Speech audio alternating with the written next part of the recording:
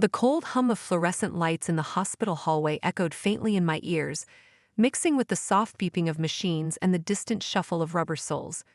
My back ached from standing too long, my fingers numb from the latex gloves I'd peeled off only minutes ago.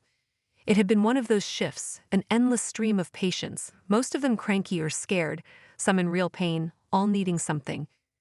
I powered through on stale coffee and willpower, clinging to the small comfort that I'd soon be behind the wheel of my car, my music playing, the city slipping by in silence. But instead, my phone buzzed. One text. "Hey Em, don't freak out, but we sold your car. It's for a good cause. Think of it as a small sacrifice for family." It was so absurd, I literally laughed. Out loud, alone in the break room. I texted back without thinking, still half smiling, very funny. No response. 10 minutes later, I was in the staff parking lot, the fluorescent buzz replaced by an eerie quiet under the sodium orange glow of the overhead lamps. I walked to my usual space out of habit, the rhythm of my shoes on the asphalt familiar, grounding, until I stopped. The space was empty.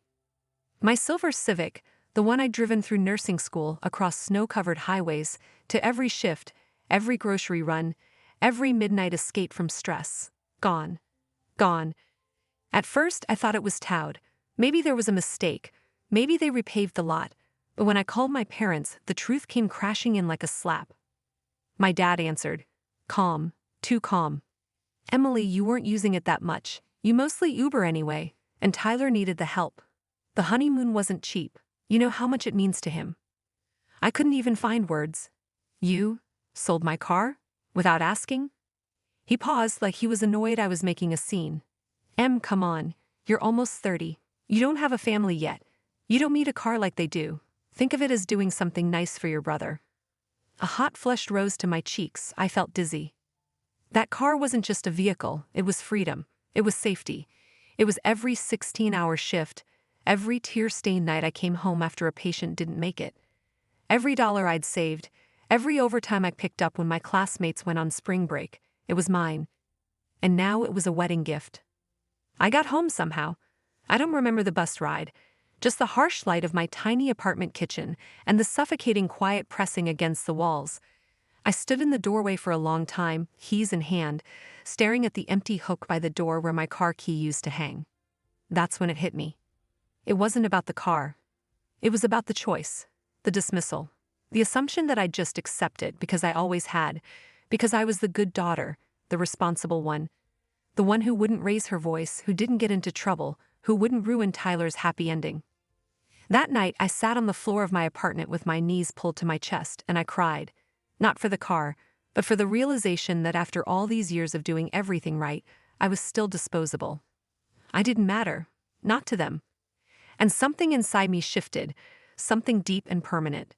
They always said I was the reliable one, the steady hand, the rational voice, the grown-up in the room even when I was 12.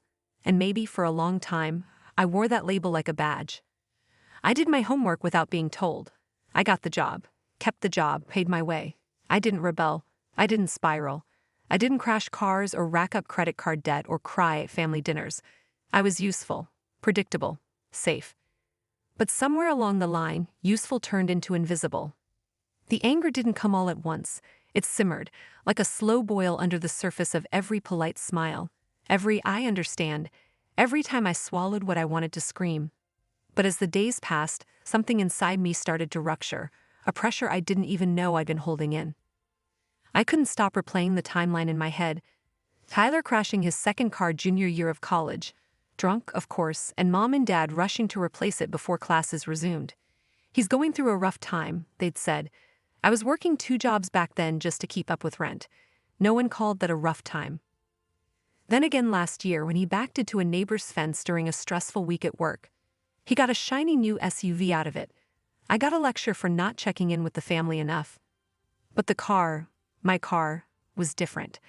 That Civic wasn't just metal and upholstery, it was proof. Proof that I could do it all on my own. That I didn't need their money or their decisions.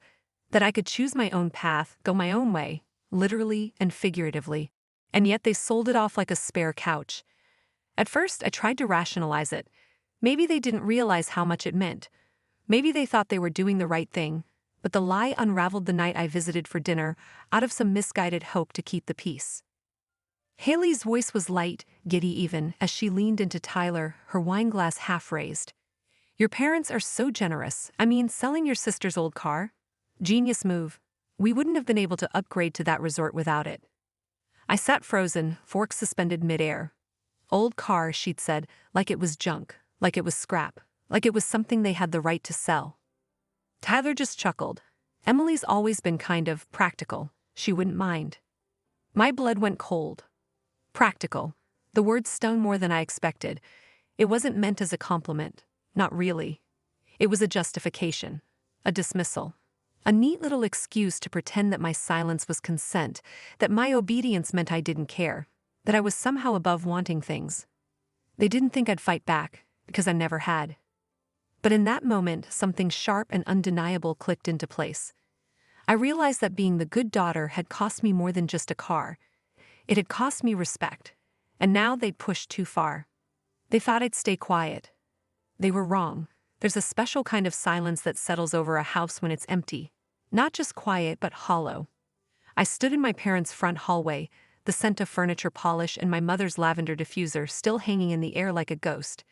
The house looked exactly as I remembered it, down to the crooked photo of Tyler's high school graduation on the wall. His face beamed, center stage, cap slightly askew. Mine was barely visible in the group photo beside it, mostly obscured by glare. I hadn't noticed that before. Their house was a shrine to their pride, and their pride was Tyler. The keys were still in the little ceramic dish by the door, the same dish my mom used to keep our lunch money in when we were kids. I stood over it for a moment, not out of hesitation, but out of reflection. This was the house where I learned to suppress my feelings in the name of keeping the peace. The same place where, for years, I played the role of second priority with a smile. But not today. Today, I was done playing the part. I took the Escalade's keys and slipped out the front door as casually as someone borrowing a cup of sugar. Their gleaming black SUV sat in the driveway, waxed to a mirror shine, the chrome rims glinting in the early afternoon sun. I knew how much my father cherished that car. Not because he needed it, but because it represented something: success, status, control. It was his trophy. Untouchable, immaculate. And now it was mine, if only for a short while.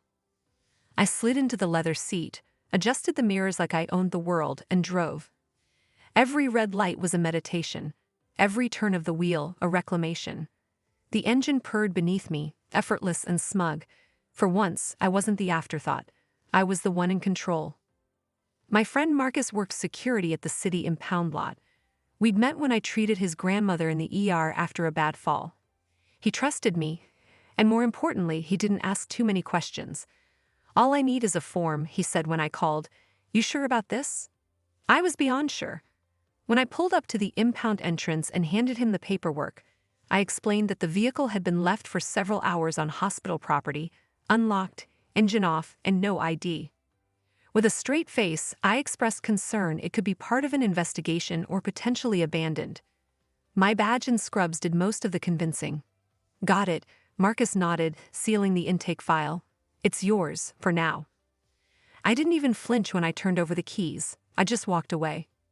The streets were cooler by then, the sun dipping behind the trees as I walked the mile back to my apartment. No headphones, no distractions, just the sound of my own footsteps, steady, assured, righteous. That night, the phone rang. Once, twice, 4 times. Then came the message in all caps. "MLE, where is our CR?" I waited a minute, maybe 2, then picked up. "Hi, Dad. Where is our ESCALADE?" I let a smile creep into my voice, not smug, just peaceful. "Oh, I thought we were doing that thing where we make small sacrifices for the family. You know, to help someone else get a fresh start." The silence that followed was better than applause. It was the sound of the balance shifting. The storm didn't roll in slowly. It hit like a flash flood, angry, loud, and gasping for control. My phone lit up with missed calls, voicemails, and frantic texts. First from my mom, whose carefully cultivated tone of maternal martyrdom now cracked into raw, uncontrolled emotion. "Emily, how could you?" she cried, voiced ragged on the second voicemail. "That car meant the world to your father. What you did was cruel." I didn't respond. Then came the call I knew would be the ugliest. Tyler. Are you insane? He barked the moment I picked up.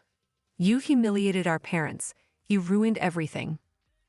I let him speak, let him pour every ounce of performative outrage into the phone, and when he finally paused to catch his breath, I delivered my answer flat and sharp. No, Tyler, I didn't ruin anything. I reminded them of what they ruined first. He scoffed. They've done everything for you. They've helped you, supported you. Supported me? My voice was rising, unsteady from the pressure I'd held back for years. You mean like when they sold my car without asking? The car I paid for, while they gave you handouts every time you messed up. A pause. Then, it was for my honeymoon. It was important. And apparently, my autonomy wasn't. I snapped. Then came Dad. His fury didn't manifest in yelling. It came in threats. If you don't return the car, we'll call the police. You've committed theft. Interference with private property. I was ready. Go ahead, I said calmly. But just remember, I have texts, title documents, and bank statements that prove the Civic was mine. Let's see how a judge feels about you selling a car you didn't legally own. He didn't respond. That silence, sharp and sudden, felt like a seismic shift. It was the first time I'd ever heard fear in his silence. Not the fear of danger, but the fear of consequence. The fear of losing the leverage they'd always held. The next day, my inbox lit up with a PDF contract drafted hastily by a lawyer friend of theirs. A reimbursement agreement, the full value of my Civic, plus an additional $3,000 for emotional distress and property interference. I added my signature at the bottom with a flourish, savoring every stroke of the digital pen. It wasn't about the money, not really. It was about recognition. It was about watching them admit in writing that what they'd done was wrong. I used the money the way they would have hated, not on rent or bills or anything practical. I walked into the dealership and bought a bright blue hybrid, sleek, stylish, loud in the best possible way. It turned heads. It sparked conversations. It was exactly the opposite of what they expected from me. No more blending into the background.